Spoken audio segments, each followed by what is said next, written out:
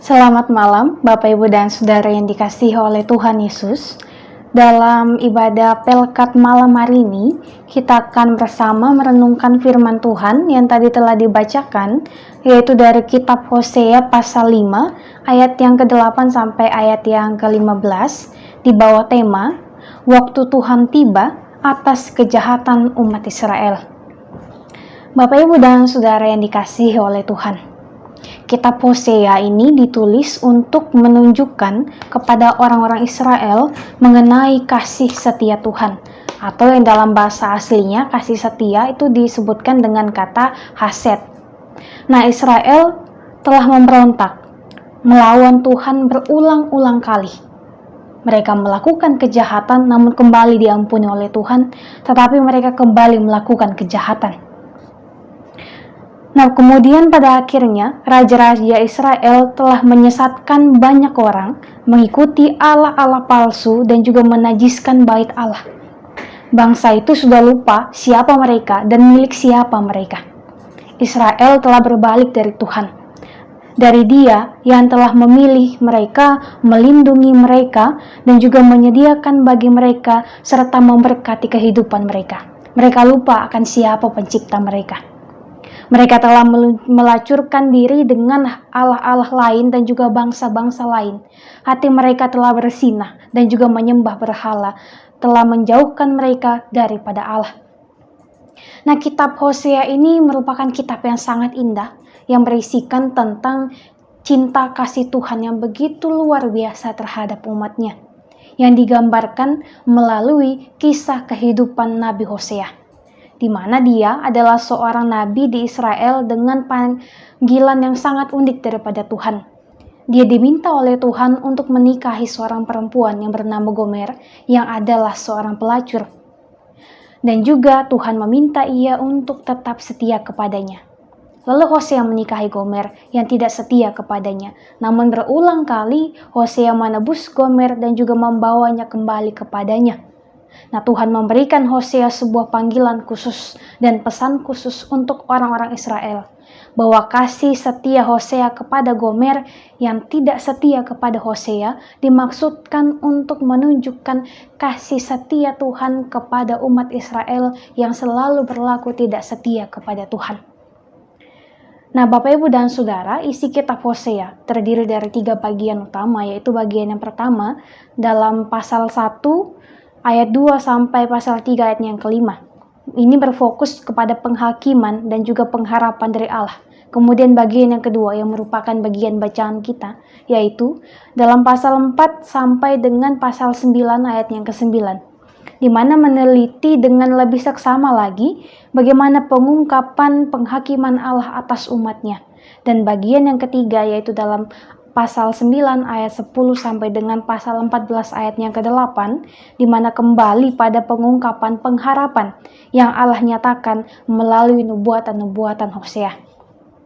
Nah, sewaktu Hosea menjadi nabi, kerohanian orang Israel ini mengalami kemerosotan yang sangat luar biasa dan juga sangat-sangat memprihatinkan.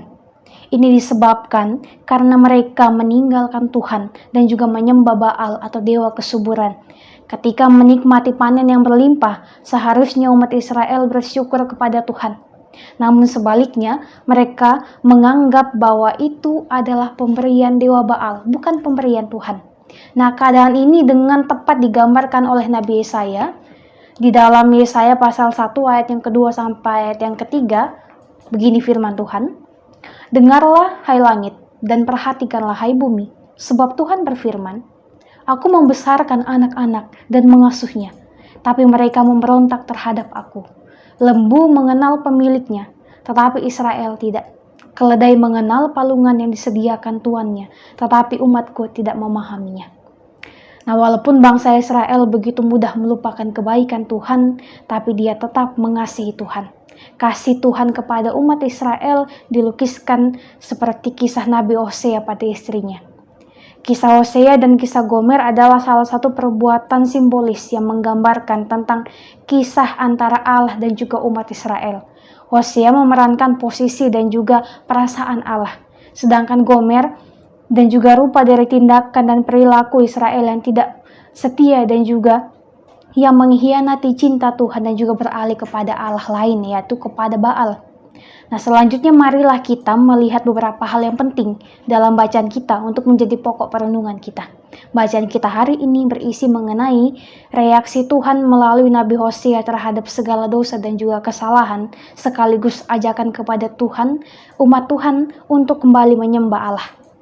Sebab digambarkan di sini bahwa Efraim terserang penyakit dan juga Yehuda terserang bisul. Bukannya berlari kepada Tuhan, mereka malah ke Asyur, meminta penyembuhan kepada Raja Agung. Akibat ketidaksetiaannya, mereka menerima hukuman yang tak ringan. Tuhan menerkam dan memukul mereka. Tuhan menghendaki umat pilihan hidup setia dan percaya kepada pribadi dan kuasanya, bukan kepada berhala atau ilah-ilah lain. Tuhan menghukum supaya hidup umat pilihan kembali seturut perintahnya. Dalam hukuman terselip kasih Allah kepada umat Israel. Jadi bukan berarti bahwa dengan hukuman Allah benar-benar meninggalkan umat Israel dan tidak mengasihinya lagi. Tetapi melalui penghukuman dari Allah, Allah mau supaya umatnya kembali beralih kepada Dia dan mengetahui bahwa sesungguhnya yang berkuasa adalah Allah yang harusnya mereka sembah, adalah Allah yang menyelamatkan mereka. Bapak, Ibu, dan Saudara yang dikasihi oleh Tuhan, kita meyakini bahwa Allah mengasihi kita. Namun saat kita membelakangi Allah, kasih-Nya kerap kali dinyatakan melalui penghukuman. Hukuman menjadi sarana Allah untuk mendisiplinkan kita. Bagaimana respon kita saat kita menerima disiplin dari Allah? Bersyukurlah untuk kasih-Nya, jangan mengeraskan hati. Kini saatnya kita berbalik, mengaku bersalah, dan kembali mencari wajah Allah. Tidak dapat dipungkiri bahwa sebagai umat Allah, kita pun sering berlaku demikian. Ketika susah, sakit, dan juga sulit, kita akan berteriak kepada Tuhan, tetapi waktu senang dan sukses kita malah melupakan kebaikan Tuhan. Nah, pengenalan seperti ini adalah pengenalan yang semu ataupun pengenalan yang sementara. Allah menghendaki agar kita mengenalnya lebih dalam lagi, memahami perasaan dan juga kehendaknya bagi kita sebagai umatnya. Pengenalan seperti ini adalah pengenalan yang sangat besar, melebihi keempat tingkatan pengenalan yang saya telah kemukakan. Nah, pengenalan akan Allah seperti ini diperlukan ataupun perlu memiliki setiap orang yang mengatakan kepada dirinya bahwa ia adalah umat Allah. Bukan hanya karena tahu nama, jabatan, sikap, ataupun siapa dia saja, siapa Allah saja, dan atau karena kita sering datang ke gereja sehingga kita tahu siapa itu Allah. Pengenalan yang lebih benar adalah bahwa setiap orang percaya juga tahu apa yang Tuhan rasakan dan yang kehendaki bagi kehidupan setiap umatnya. Karena itu Bapak, Ibu, dan Saudara yang dikasihi oleh Tuhan, marilah kita mengenal Tuhan lebih dalam lagi, lebih sungguh lagi, agar kita terhindar dari segala kesalahan dan juga dosa yang melukai hati Tuhan, sekaligus agar rahmat Tuhan, anugerah Tuhan senantiasa tetap menjadi bagian dari kehidupan kita dan bukan menjadi penghukuman ataupun kebinasaan karena upah dosa yang telah kita lakukan. Amin untuk firman Tuhan.